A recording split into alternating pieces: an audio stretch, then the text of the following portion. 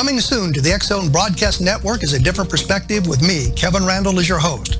We'll be taking a close look at what is happening in the world of UFOs today with side trips into the paranormal. Guests will range from those who are household names to those who have a different perspective on a variety of topics. No topic will be taboo, but there will be tough questions asked as we all search for the truth about UFOs, the paranormal, and those things that excite us. Sometimes we'll agree with a guest and sometimes we won't, but we'll try to keep the program topical.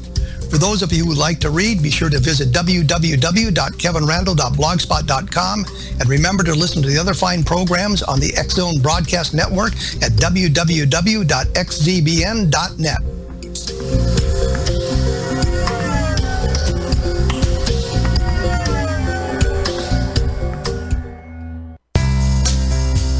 Gibbs A. Williams, Ph.D., is a practicing psychoanalyst, supervisor, researcher, and author in New York City.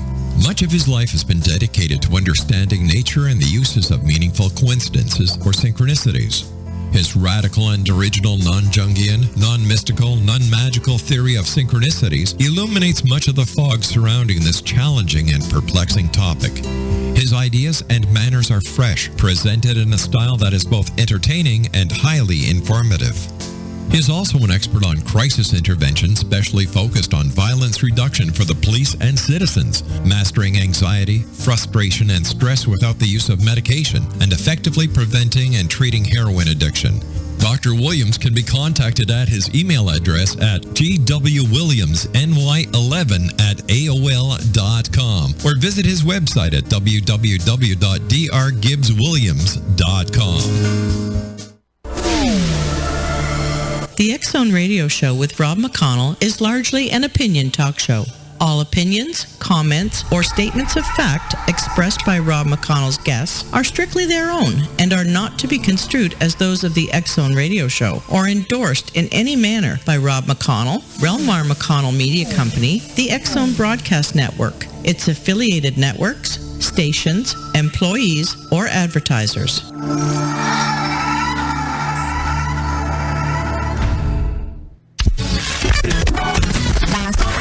All Hit Radio.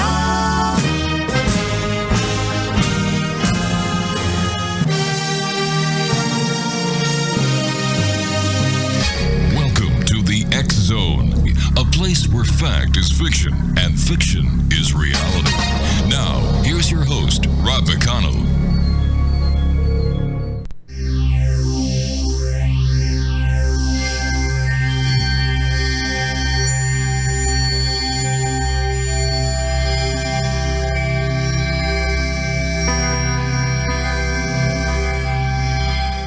And welcome to the X-Zone, everyone. My name is Rob McConnell, and for the next 3 hours, I am your host. I am your guide as together we cross the time-space continuum to this place that I call the X-Zone.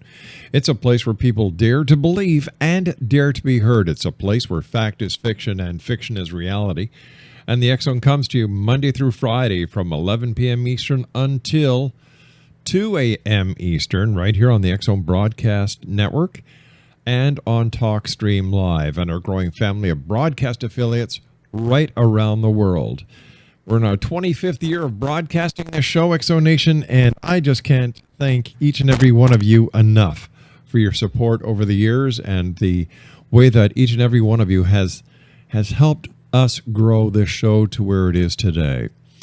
If you'd like to check us out on the web, xzoneradiotv.com is our website, and on all social media sites, X-Zone Radio TV, and our new X-Zone Radio Show groups page on Facebook is facebook.com/groups/X-Zone Radio TV Show. My first guest tonight is Karen Dahlman. Karen believes that self-empowerment is the key to living an abundant, connective life. As you plug into the consciousness of your higher self, you step into your empowered center, unveiling that person you were meant to be, or you are meant to be, and express within the world at large. Karen received her Bachelor of Arts and Master of Arts degree from the University of New Mexico. From Karen's background and practice as a licensed and board-certified art physiotherapist, professional counselor, and hypnotherapist in private practice, she writes about ways to personally transform into the greatest self. within the paranormal and metaphysical circles. Karen is known as a leading expert Ouijaologist. Now, since 1973, Karen has been directly communicating with her spirit friend via the Ouija board and through other means. She is a channel for a collective group of light beings of source wisdom who come forth to share the wisdom of the ages and divinely inspired messages that help us discover our greatest joy and possibilities for living the life our dreams through self-empowering choices.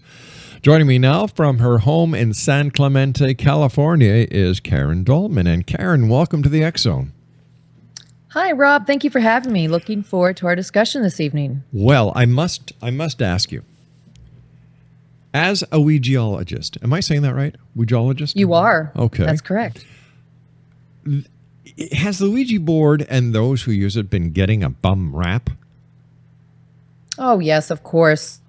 Yeah, for many years. And I would say the bum rap really happened because of Hollywood and how it was displayed in movies. But, it's interesting. I started using the board in 1973. I received it on Christmas Day, December 25th, 1973. And it was on December 26th, the day after, in 1973, that the infamous movie The Exorcist came out. Oh, yes. Oh, yes. So that kind of led it to a downward spiral. I mean, there are always stories throughout the ages. When the board first came out in the 1890s, there's always been stories where people blame the board for their problems, and we can discuss that. But I think overall, the negative way it's being looked at for the most part in our pop Americana, and I know you're in Canada as well, because Canada had their own board too, by the way. We can talk about that at the same time we had ours, but it's kind of in that pop way of looking at it, culturally inspired, that it's taboo to say that it's positive, but that it's better to say it's negative, and so a lot of people just hold on to those fears for no reason, or because they've heard some story or read something on the internet or heard or saw a movie, and so they think that's the truth in reality. But it's quite the opposite when you start to use this tool. Is there infighting within the paranormal community between psychics who want a bigger part of the public, the tarot card readers, the palmist, and the board readers? Is this part of what we're seeing today in the paranormal, and is this why the Ouija board has been getting such a bum rap? Well, what I find is people who use divination tools, which the Ouija board can be classified in that category, such as you mentioned, tarot cards, or it could be throwing the I Ching or the runes, or using other kinds of like dowsing or pendulums. Those are all divination tools, and so it kind of gets classified in there. I find that most people who are open to those divination tools are more open to the Ouija board. But what I find is in some of the paranormal circles is when people do investigations, they say, don't bring that board in here. It's bad. It's evil. You're going to draw evil to you. Or they say, don't use a board. And I think that really comes from the fact that a board is not a toy. It's not a game. It's a tool, and you have to learn how to use the tool. And it's not the tool itself that causes the problem. It's the operator who uses the tool that causes the problem. Any of these tools. So, somebody who brings it just into a investigation willy-nilly with no plan and not even knowing how to use the board is going to find themselves, that it's not going to be taken seriously what they're doing by using this tool. Same with any kind of other tool you might bring in, such as pendulum or some kind of rods, because you really need to understand how to use your tool, to bring the information forward. And so I've been in investigations where I've used the board, and it's been very advantageous to the communications that I brought the board into that type of situation. So it can be used. Is it always evil that comes from the board, or does good come from the board as well? Well, my whole thing is I'm very different about talking about the board because I don't have an evil experiences. Okay. I don't have bad experiences. My experiences have been really uplifting and positive. And I've been doing it for a very long time, since you mentioned it was 1973. Right.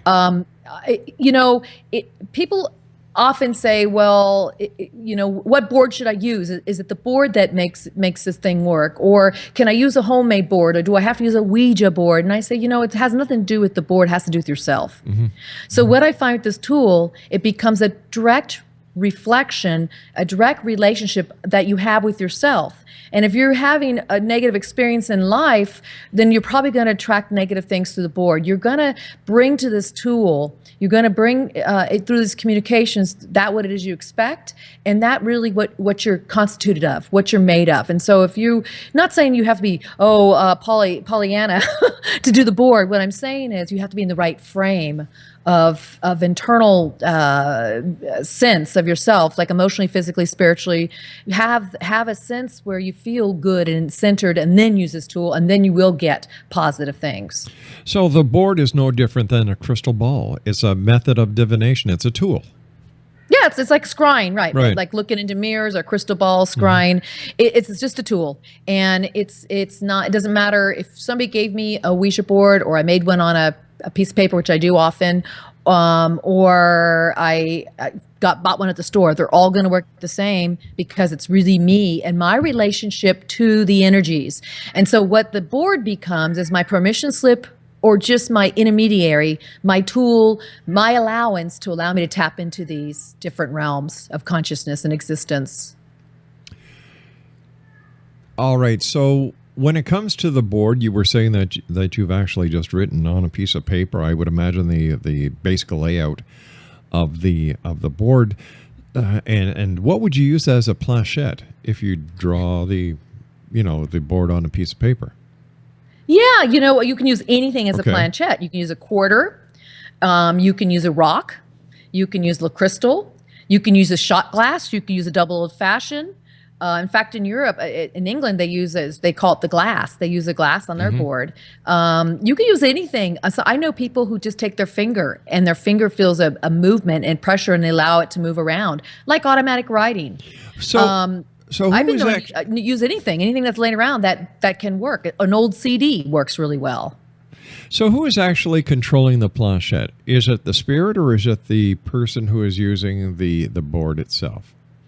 Depends what camp you come from, and people that are scientific are always going to disprove it and say your ideomotor effects, which is the brain influencing the small motor muscle movements to make it move, and you're doing this subconsciously or unconsciously. I'm going to say something differently. I'm going to say, from all the years I've been doing it 43 years now, is that it is a pulling from another source. And I 100% know and believe, for me and my reality, that it is energetic consciousness beings that I'm connecting with that move that planchette, and my fingers are on there just to make the connection of the energy, because I need something physical for it to move, because it is physical itself. And I'm following the flow of the planchette, and I'm not pushing it. So I often, when I work the board with a new partner, I train somebody else to use it, and they use it with me. I ask them, because I always like to hear what it's like from a first-handed experience, and every single one of them tell me, all of a sudden it pulls me, they say, and I have to just keep my hands to stay on it. And so there's no pushing from my partner, from myself, or if you use it alone, there's no pushing. It's a pulling feeling, and you just stay on. You hold on to that planchette and let it move around and spell. How does the spirit know that you are trying to communicate with a particular spirit when you're using the board? Well, you know how this works, Rob, is you really dial into consciousness. Think of it like tuning your radio to another dial, or even your TV. You're able to push buttons or move a dial, and it changes frequency to another wavelength. And when you hit this other wavelength, then all of a sudden you're tuning into something else that's there that you couldn't hear when you were on the other frequency. So by just your intentions alone, and this is really how I believe consciousness works, and why the power of prayer works as well. When you have intentions focused on a subject, let's say you get on a board and you decide you really want to connect with your deceased beloved grandmother. And so your intentions are set. You go, oh, I really want to speak to my grandmother. You've been thinking about it. You're feeling it. It's internally, you're imagining it. And then when you put your hands on the planchette, if she's able to, and we can talk about this a little further, not all of them can come back and talk, but she's able to, you've already sent that frequency out there on a different wavelength that connects with her vibration. The way this works, how you connect with the spirits and connect with a certain spirit you want, or connect with the type of spirits you want, is all through vibration. What my spirit guides explained to me, they said, we are vibration, You are pure vibration. A flower is vibration. But what separates us all is the rate of that vibration, which we could call the frequency. So you just by setting your intention, you start to set a frequency, you start to start to set a baseline for the type of energy you want to call to you, and that's the energy that comes forth. So when you know what your grandmother feels like, what you remember it was like being around her, what she smelled like, what she, you sounded like, you start bringing that energy to you, which allows that to be a conduit in a way for her to come to that energy and connect with you. And the board just becomes a tool to do it. All right, so you've got all these spirits out there, and you're setting your frequency, and your frequency is set at, let's say, just using this, a higher frequency than the spirit that you're looking for. Can the spirit match their frequency to your frequency in order to make the connection? Absolutely, and that's how it works. So, for example, okay, so I think we need to talk a little about what happens in the other realms. Sure. In terms of like the energetic vibration. So this is what I'm told. Everything I'm telling you is what I learned with my spirit guides and what I read about in my books as well. So what I'm told is when you transition, you don't die, you just exchange into another energetic form. So you're not physical anymore, but you still exist as an energy, as you always have. We're always energetic fields. That's what we are. Even in our bodies, we're energetic fields. And so you just drop that physicality of it, and you still exist. And so in this existence now, it's a higher vibration. And some souls, when they transition, they may stay still close to this realm, and they're easier to communicate with. And there can be varying reasons. Sometimes they stay by, such as your deceased loved ones or your beloved pet, to be a part of your life still, to be around your energy. They care about you. They may serve as guides. They're just watching out for you. Sometimes spirits will stay in this close to this vibration, which is the earth vibration, our physicality, because they're stuck in their past existence. They're maybe stuck because of heavy emotions. Maybe they were angry. Maybe they were afraid to go into light. Maybe they're feeling guilty or bad, and they're afraid they're going to be judged. And so those fears can hold them back too. And so to stay in that position right when you cross over and never to move forward in your next step of evolution into other vibrational realms of higher energy is really not a healthy thing. And so those that are stuck there are usually the easiest ones to talk to on the board. And so this is another reason why the board does get a bad rap, because it's very easy. The easiest vibrations to reach are those that are right there in this lower astral level who just crossed over. I'm not saying your beloved grandmother's bad. I'm just saying she may be there to help you in that, but she's still of a higher vibration, but she's able to exist closer to you that way. But there are those who are right there next to our vibration who are stuck. They don't want to move on. And those are the ones that can be mischievous and say silly, stupid things or negative things. And that's where Ouija gets its bad rap a lot of times too, because that can happen, and it does happen to people, and sometimes people get stuck in that. I call that getting through that stage of this lower astral realm. I call it navigating the dead zone, because to me it's this very stale energy and it's not moving so much. And so as you shift your vibration and you shift your vibration and really doing a lot of attunements for yourself, whatever that means to you. It could be having a spiritual practice. It could be doing yoga, meditating. It's a number of things. I have my own practices that I do that help me raise my vibration. And when you do that, you can start reaching into other realms and other dimensions where there are higher frequencies that even transcend the human experience, such as angels and guides and ethereal beings and light beings and so forth and so forth. And so you do that by raising your energy, and they reach to us by changing their energy to match ours. And so it's like you're calling them on a cosmic phone, and they're answering and picking up because they've got the same dial tone. You got the same frequency. You dialed into their number. Exonation, our guest this hour is Karen Dahlman, and Karen's website is creativevisionspublications.com. Now, Karen's the author of 3 books. She does a lot more than just talk about Ouija boards, Exonation. Her first book, The Spirit of Creativity. In her second book, it's called The Spirits of Ouija. And her third book is entitled The Spirit of Alchemy. Why do you think in the year 2016... so many people are interested in the paranormal, ghosts, spirits, and the great beyond?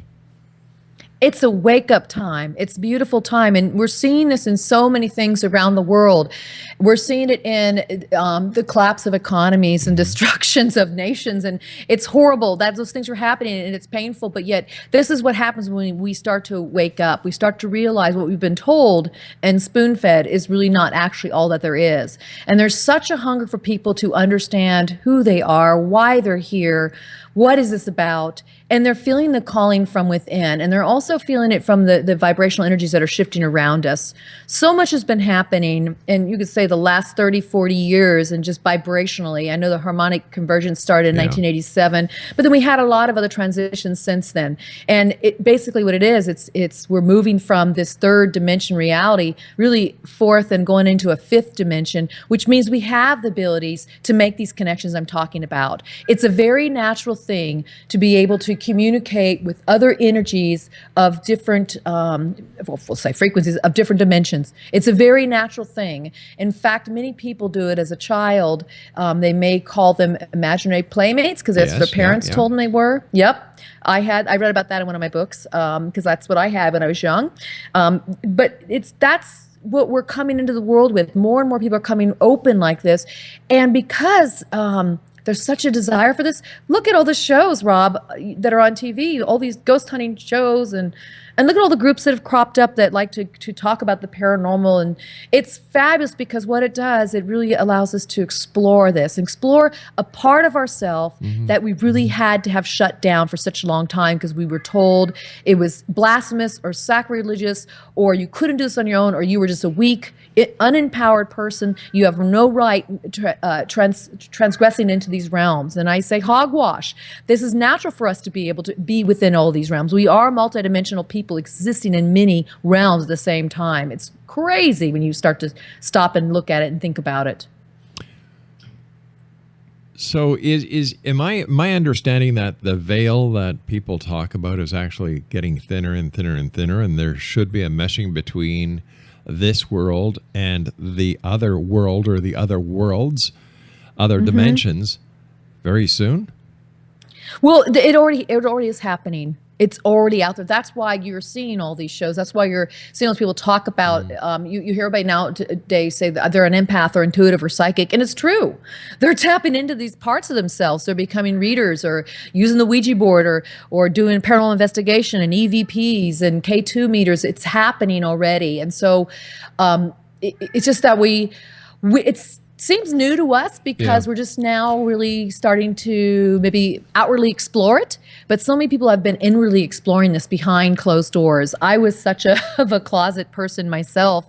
I've been exploring other realms of consciousness and communicating with these different dimensions and beings from not just deceased people I talk to many different types of beings. I've been doing that for a very, very long time. But because typically if you come out in the public about this, you're marginalized and you're told that you're crazy. And there's so many phonies out there. There's so many frauds out there. Like half these idiots on TV don't know their kneecap from the back of their ears, and all that they're doing is making themselves look like a bunch of idiots because the networks want ratings. And you get people who actually know how to do a paranormal investigation. It's nothing like we see on TV, and in fact the word reality should never be part of that phrase. Reality TV, it's nothing but a bunch of bunk. Yeah, you nailed it. I mean, it's ratings. I mean, that's the whole thing with the show. It's show business and it's ratings. But I agree with you. And it's hard for me to watch some of those shows. But on the flip side, at least it's making people take notice that possibly there's something else out there. I agree. I agree, but they're getting the wrong message. They're getting lied to. They're getting cheated. They're getting deceived. And what does this tell us about a society where people have to call up and spend $3.67 a minute just to talk to somebody? Like, I think these psychic hotlines should be closed down. And I think all these psychics and all these people who just prey on the public in their time of need, to me, this is criminal. Well, this is the point. This is the point I try to stress when I talk about this is that we really do need to become empowered ourselves. And I'm saying we all have these abilities to do it ourselves instead of going through a third party and paying all those outrageous pricing. Like you said, I don't know, $5 an hour or a minute to talk to a psychic on a phone. Right. That's not the way to go. That does nothing for you. And then you become addicted just to hearing some false prophecy that's not going to come true. So I'm with you on that. And I think we need to really wake up to the fact that you can do this yourself, and you can do it through your dreams, through writing, through journaling, through automatic writing, through meditation. There's so many ways that you can get this information yourself. It's there for us. But this is where you come in, Karen. This is where you come in with your books, using your experience to help guide those who are seeking the real way of doing it and getting the results by empowering themselves. Yeah, tried and true techniques to be able to tap into these other realms. You can anybody can walk away tonight from listening to this and be able to communicate with the deceased loved ones. It's really, really easy, and it just takes practice. That's all. It takes practice. People ask me, how long does this take? Let's say to use a Ouija board, and I say it just takes patience and practice and perseverance. So it's like the 3 Ps I call it of doing this work. That's with anything to tap into these realms, and if you're consistent with it, you will do it. So for example, let's say you do have a deceased loved one that you just miss so much and you really just want to make connection one more time. The best way to do it and the easiest way for them to come back to you is through your dream state. So what you do is you write down on a piece of paper next to your bed on a nightstand, and you say, "Dear so-and-so, I really would love to hear from you in the dream. How are you doing? Can you make yourself present?" And then go to sleep, have your dreams, and just see what the dream was about and write it down before you get out of bed. And do this for so many nights in a row. It could be 5 nights, it could be a week. There eventually will be some symbol or sign or message from that person that it'll be clear to you that it's from them, and that's them communicating. But how do we know it's from them and it's nothing that we ourselves are implanting in our psyche? That when we do go into a dream and they are on our mind, we actually ignite the dream, include them in a dream, and they're not really communicating at all. Is this a way of healing ourselves? Well, how do you know they're not communicating, and how do I know that they are? Exactly. What I know is this. Consciousness is not what we think it is. We don't even really understand what consciousness is. It's not located in our mind. It's not located in our brain. Where is it? It's the field around us. It's something that we can't even quite measure. And so people often will say, your imagination is fake. You're making things up in your imagination. Quit being so imaginative. Well, you know what? The truth is, I've got to stop here because I've got to take my break at the bottom of the hour. Exo Nation, Karen Dahlman is our special guest this hour, creativevisionpublications.com. And when we come back, we'll continue this conversation. We're also going to get into the spirit of creativity and the spirit of alchemy. All this and more as the X Zone continues right here from our broadcast center in Hamilton, Ontario, Canada. Don't go away.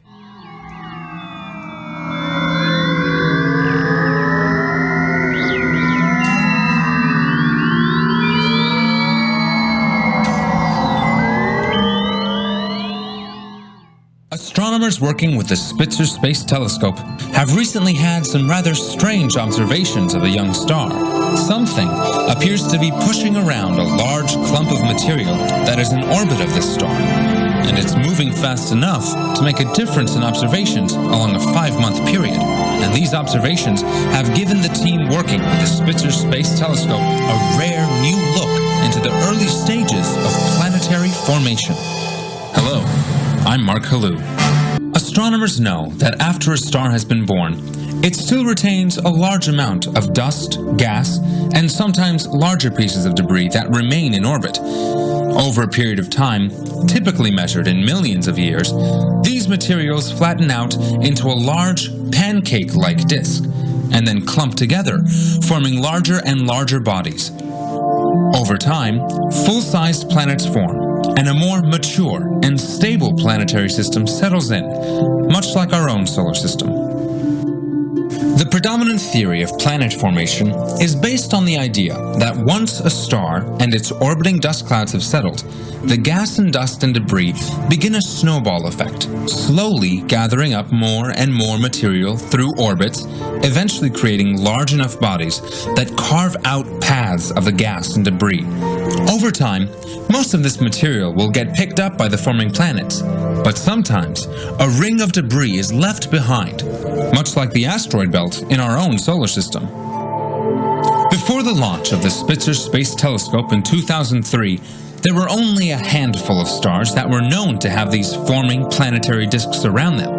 But with Spitzer's infrared vision, dozens more of these transitional systems have been found around our Milky Way galaxy. The Spitzer Space Telescope has been able to look in on these forming planetary systems, and scientists are able to determine how far along in the development process the planets are by measuring the amount of light being reflected by the system.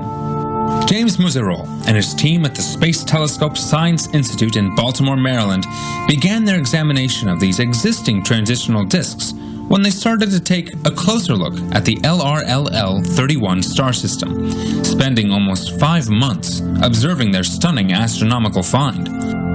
While observing the LRLL-31 system over a 5-month period, Muserol and his research team had the opportunity to see a peculiar facet in the planetary development of this star system. Results from their observing showed some very unexpected behavior of reflected light, oftentimes showing large differences in observations over as little time as a week. The observations have been showing light reflecting from the inner region of the star's disk, changing predominantly at a bi-weekly rate. James Muserol is the first author on a paper recently published on these exciting new observations. We don't know if planets have formed or will form, but we are gaining a better understanding of the properties and dynamics of the fine dust that could either become or indirectly shape a planet. This is a unique, real-time glimpse into the lengthy process of planet building. One explanation to these wild results is that some object, maybe an already developed planet or even a nearby star, is exerting some extreme gravitational forces onto the disk material. These forces are causing waves and large lumps in the planetary material as it orbits the star. This companion object that Muserol and his team believe is orbiting the star is theorized to be much closer in distance to the star than our planet Earth is to our own sun, possibly 1/10 of the distance. The distance also explains the speed at which the object must be traveling, which is also why the astronomers are able to view the changes around this star in such a small time scale. The astronomical team at the Space Telescope Science Institute in Baltimore, Maryland, will continue to follow up their breakthrough discovery with ground-based telescopes in order to get a better look at the companion object in orbit and to see how the disks are forming. The Spitzer Space Telescope will continue to peer in on LRLL-31 to help keep track of changes in the star system. For the Spitzer Science Center, I'm Mark Halou.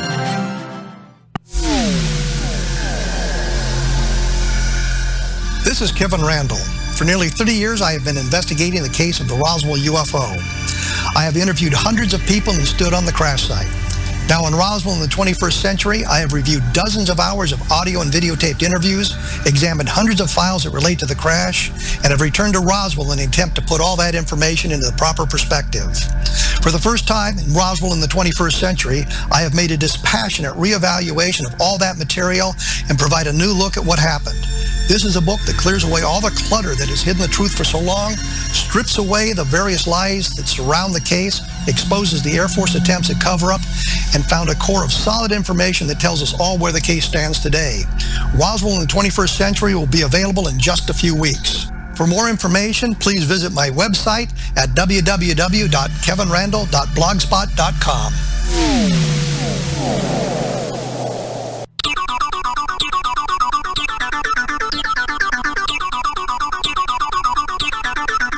Join High Tech with Corey K weekly here on the X Zone Broadcast Network. From the world of computers to the ever-popular computerized gadgetry that are becoming part of our everyday life and living and society. From kids and their gaming devices, teens and their smartphones, to the applications of personal and business computers. From hardware to software, from standalone units to network computers. Join high-tech guru Corey K. weekly right here on the X-Zone Broadcast Network as he takes on the topics that will be of use and great value to the international audience of the X-Zone Broadcast Network. High-Tech with Corey K. weekends at 9 p.m. Eastern, only on the X-Zone Broadcast Network, www.xzbn.net.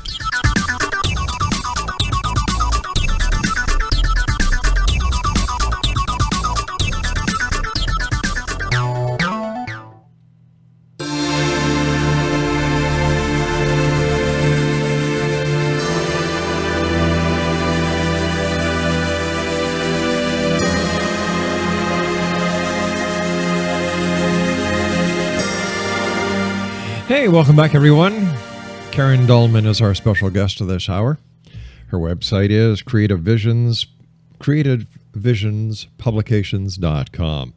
And Karen, it's great having you with us. One of our listeners has sent me an email over the break and wanted me to ask you, why are kids more apt to use a Ouija board than any other type of divination? And is it true the only way that you can stop evil from coming through a Ouija board is by burning it? Yeah, okay. I want to answer those two questions. They're great questions. Let me just finish what I was saying, Sure. if I may, before you the break. certainly can, and I didn't mean to cut you off. Yeah, no worries. I knew we had a break, and I wasn't watching the time. Sorry about that. It's okay, dear. I wanted to address that about the dream. Our imaginal faculties within our mind allow us to experience, explore all kinds of things in our head and come up with great ideas. I mean, everything that was created in the world came out of our imagination. So it's a very real place, yet we don't fully understand it. And so when we dream, we, in a sense, lose our regular consciousness, go into more of an unconscious, subconscious of our center of our brain, and they can prove that through the different sleep patterns, the REM pattern, and the different states we go into. And when we're in those states, we're more able to reach into other realms, and so we don't even fully understand even why we dream. We don't even have a grasp on that. So we don't know if that's really your grandmother or it's a programming of your brain. But what I've learned about consciousness, it's connected to everybody else's consciousness. Like, consciousness is connected to everything. And so we may never have the answer in human form, if that's really your grandmother you're speaking to or just something you programmed. But yet what you get from it is you're going to get a sense of vividness to the dream. You're going to get a sense of some kind of answer or some kind of effect on you that says, gosh, that just felt like her. And you'll know when that happens. So I just wanted to say that. You can never prove any of these things. That's what's so cool about this. And so your person's question kind of relates to this. Kids are very curious. They want to explore the world. In fact, I think a lot of adults lose this curiosity for exploration and discovery. Sure. And one of the easiest tools to get their hands on, to tap into, and they hear, the stories, and they want to get scared too, and they want to do sleepovers and turn the lights off and light the candles and do crazy things with the board. They want to do it because they want to step into this realm of the unknown. I mean, growing up, everything is like a big mystery, and it always is throughout our life. We just think we understand it all when we're adults. The truth is we don't. And kids are very curious, so it's really easy for them to use this tool. And I started at the age of 8. And I had great results right away. And I think kids are less blocked, with life and hardships and things that happen. So they seem to be more open to it. Now, do I think all kids should do it? Not necessarily. I think it really depends on the family, the parents, and what's going on in the home and why the kid wants to use a board. I think back in the 70s, people just didn't think anything of it. I think in today's day, people think more of it and have more fears around it. So they go, oh, I can't have one in my house. That happens.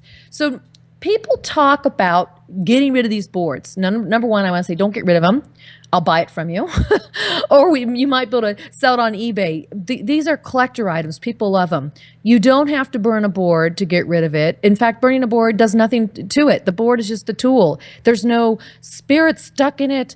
It's just a tool. Now, yeah, energy could be around it, but it's you that activates yourself to bring in the energies. It's not the tool. So you have to look at that. The board, if you have things come through that you don't like what you're hearing, you put the board away. Or give it away to somebody. It's not going to hurt anybody. The board doesn't hurt. People hurt. People's fears is what hurts them. It's not the board. All right. So Ouija boards aren't bad then. Well, I'm saying no tools are bad. It's how you use them that makes things sometimes go wrong. So if we're looking at the conductive part of the spirit world, if we are all the same, if we are all frequencies, if we're all energy, then how do we differentiate, or how do we explain there is good energy and there's bad energy? Because if we're all energy, we cannot be one nor the other. We have to be the same. Well, that's a great point. We live in a very dualistic reality, and that is what third dimension is about. Fifth dimension is not about the dualism so much anymore. You start to transcend it and realize everything is neutral until we put our projections on it or label it. So I'm not talking ethical or morals, values. I'm not talking about that at all. I'm talking about just things, any kind of energy that we are, people are. It's really neutral until we start projecting on it, or until people start fearing or bringing their own projections onto themselves. So that's the dimension we're moving into. But right now we are in a dualistic type of way of living, and so we have light and dark, up and down, cold and hot, and good and evil, and people love to talk about that. And so the board allows people to project onto it good things and fearful things. And so that's what they're going to get. And so it becomes a way to bring that information up to the surface, whether it's communicating with some lower astral level kind of vibration or some kind of higher angelic energy. You'll feel the difference when you use these tools, but it's not the tool, it's you. It's you calling it, allowing it to come through because of your own energy and your own fears and your own thoughts about it. But yes, you will get these different experiences. You can get both these experiences using this tool or any tool. Now, before we went to air, you and I were chatting, and spirits came up because that's what one of your books is about. The Spirit of Alchemy, Secret Teachings of the Sacred Reunion, the Spirits of Ouija, 4 Decades of Communication, and the Spirit of Creativity, Embodying Your Soul's Passion. By the way, Exonation, all these books are available on Karen's website, which is Creative Visions. Is it Vision or Visions Publication? It's plural, Visions. CreativeVisionsPublications.com or KarenADahlman.com. Okay, they both go to the same place. Super. Thank you. So, Exonation, go there and check these books out. You'll learn. And that's what life is about, learning. From the moment we are conceived until the moment we pass to the next reality or realm or dimension or wherever we go, we learn. And I feel so bad, Karen, for people who just give up and don't want to learn. Yeah, I agree. This is what my spirit guides say. They say there's 4 things that we really that we come into this world as our tools, as our gifts, and that we don't. And these are our freedoms, they call them. And the first one is being independent. The second one is risk taking, and risk taking meaning going after your dreams.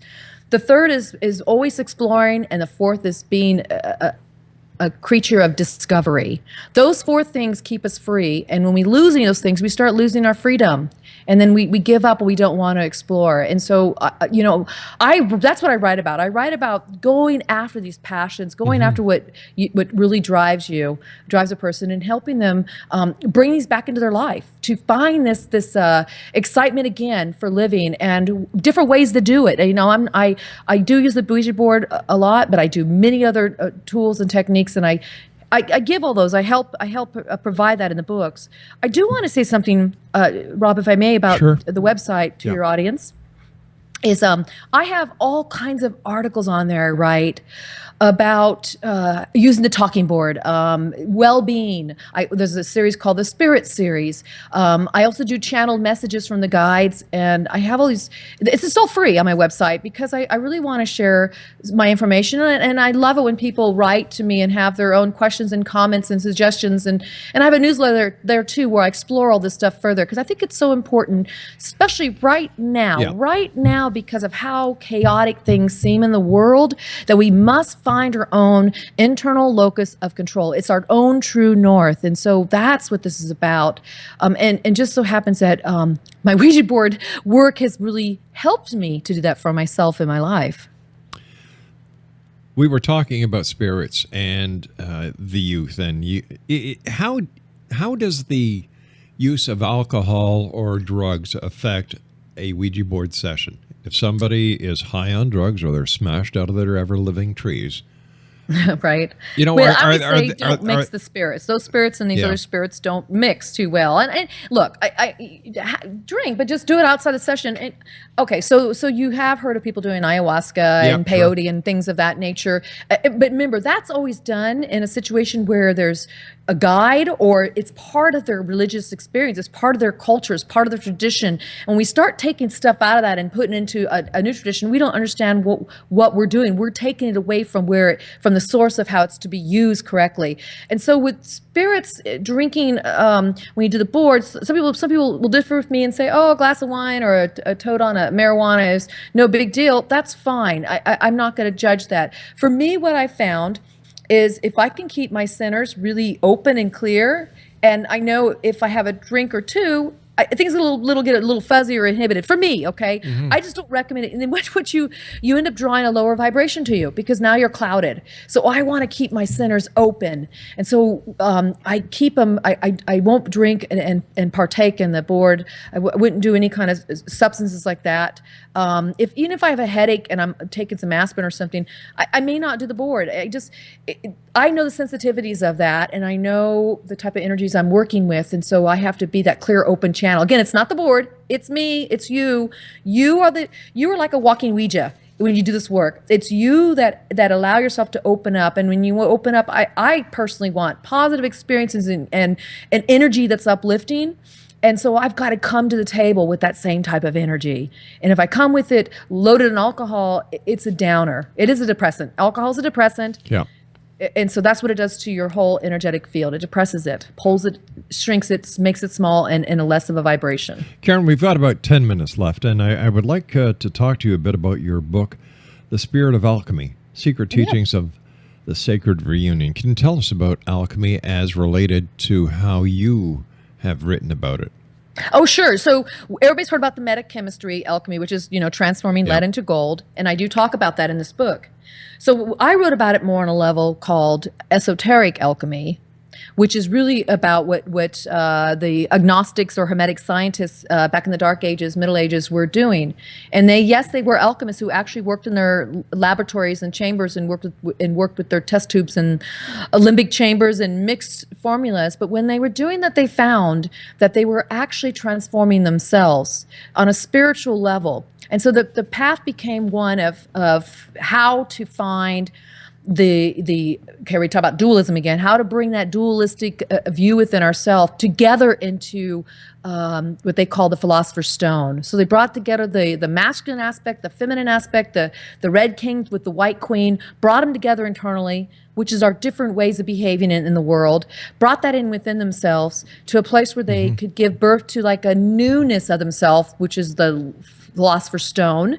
And it's really that part of them that can connect back to the grandness, the source of who they are, as well as the source, God's source, the source of all. And so this book takes people on a journey of, and I share a lot of examples in here, as well as how to do this yourself, to traverse all these different aspects of herself and how to dig through the parts of herself that we don't like, the evil stuff, the negative stuff, and how to begin to transform that, if you will, the lead of your life into more golden opportunities.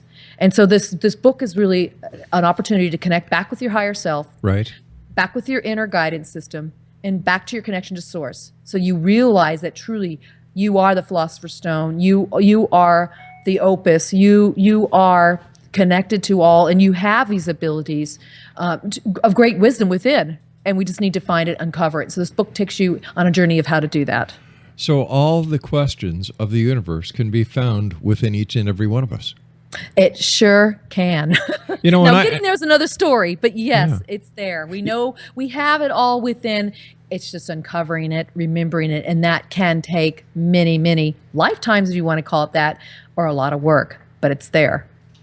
I believe that in the Bible, in the very first chapter, the book of Genesis, that we were given the biggest clue to that fact that everything is within us.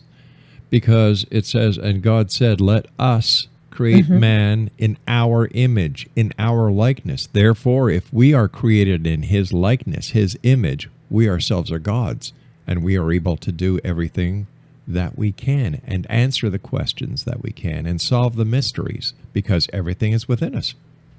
Very well said. It's like a holographic universe. We are a hologram of the universe. And therefore, we have all aspects of it. If you take a cup of and dip it into the ocean, pull it up, you've got this cup of the ocean, but it's not. It might be separate in a cup, but it's still the ocean. And so that's what we are. We're still that divine being. We may feel like we're separate from, but we really aren't. That's a big misnomer. It's a falsity that we've been told, that we are separate from the creator, that we're separate from the source, and we're not. And this is this is awakening that's happening right now, and people are saying, what is there? There's more to life. I know there is. There's more to me. And what am I here? What am I supposed to be doing? And who am I? And how am I connected? And why do I feel these things? And why do I experience maybe I see things, I see auras, I see orbs, or I once in a while I hear whispering in my ear, or I hear high-pitched tunes. This is people changing. This is what we're doing, and we're waking up, and it's timely that we're having this conversation. I know you interview a lot of people who talk about these aspects. That this is what's going on, and there's just many different ways to do it. Yes. And in that book, The Spirit of Alchemy, Secret Teachings of the Sacred Reunion, even in the title it says Secret Teachings of that Sacred Reunion, how to get back to that reunion with your source of who you really are, which is a hologram of the big source. Over the years, my outlook on religious philosophies has changed. And I'm sure it is the same for many, many, many people who are listening to the show right now and those who aren't. I, at one time, believed everything that I read within the Bible. I used to go to church with my mom and dad and my younger brother each and every Sunday. We were very active. And then I started asking questions. Like, excuse me, Reverend Randall, but in the Bible it says, Cain and Abel, Adam and Eve, one brother killed the other, and then God put his mark on his forehead, which didn't make sense to me, because if there's only Adam and Eve and the brother, they knew what happened. And then he went across the desert, went across the mountains to a town where he laid with his wife. Where the hell did they come from? Right. Well, I was asked to leave, and my mother got a call from Reverend Randall and said that, your son is the son of the devil. You're not supposed to question that. That's it. You're not supposed to question. I was also raised Catholic, and we were very involved in. And listen, here I am doing Ouija board. I might do it after I got back from church. It was in my family. There was no problem with it because they thought it was just a game. They didn't realize what I was doing. But I get what you're saying. There were so many interesting things that you would hear from these teachings from different religious sources, but you were told to just accept and clear faith. And so I, like you, asked a lot of questions, and I realized I was getting a lot more answers by going within and exploring these other realms, and through dreams or Ouija board or meditation, etc. And that's where I decided that you can't listen to everything you hear, and don't even listen to everything I'm saying either. You really got to find your own truth, because everybody has their own way, their own path to finding their own truth, and everybody's truth will be slightly different, and that is okay. Because sure it is. We're all different. We're all different, and so there's going to be many, many truths out there. There's three sides to every story. His side, her side, and the truth. Absolutely. So what, we've got about 3 minutes left now. My producer just let me know. what are you going to be doing in the near future? Are you going to be writing more books? Are you going to be giving lessons, lectures, seminars, book signings? A little bit of everything. Yeah. Thank you for asking. Oh, by the way, thank you so much for having me on this show. My great pleasure. It went by way too fast. I am working a lot with exploring and pushing the boundaries of consciousness. I'm doing a lot of animal communication right now, and I'm working on 2 books about that. Some really fascinating information I'm discovering and ways to do that. And I'm using it. I'm doing it through the board, but I'm also doing it through voice channeling and hearing the voices as well. So I'm kind of going into work that goes beyond the board right now. Yeah. So I work on the board and beyond the board, and that's where all my work is taking me right now. You'll have to do me a favor if you can. Come back again and talk to us more about this fascinating topic. And I wish you continued success with your books, with what you're doing, and blessings to you for spreading the word and getting the truth out there. Thank you so much. Thanks, Rob. I really appreciate it. Have a great rest of the show tonight, and thank you again for having me. One quick thing. What are your final thoughts? I'll give you a minute to give your final thoughts to the X Zone Nation. Listen, I think the more you can go out there and do the 4 things that my guides always tell me. Take risks, go after your dreams, go after what you're most passionate about. Always be independent. Let yourself think independently. Hear information, take it in, but be independent about it. Go explore, go discover, let your world, just ignite your world on fire and have a good time doing it, because that's really what we're here to do. It doesn't matter so much what you did, how you did it, like work and all that. What really matters is, did you go after your excitement in life? Did you pursue that and allow your voice to be heard? I wish you all the most fun with that. We're here for a good time, not for a long time. That's right. Karen, take care of yourself. Thank you so much for joining us, and I look forward to the next time you're back here with us in the X Zone. Until then, take care of yourself and be safe. Bye-bye. Bye-bye now, Karen. X Zone Nation, Karen Dahlman was our guest this hour, and she has 3 great books available on her website. And her website is creativevisions.publications.com. I'll be back on the other side of this news break at the top of the hour, and when I come back, we're going to be talking to Carolyn Shield this hour here in the X Zone from our broadcast center in Hamilton, Ontario, Canada. If you'd like to send me an email, it's very simple, xzone@xzoneradiotv.com, on all social media sites, X Zone Radio TV, and our website, www.xzoneradiotv.com. I'll be back on the other side of this break with Carolyn Shields. So whatever you do, X Zone Nation, do not go away.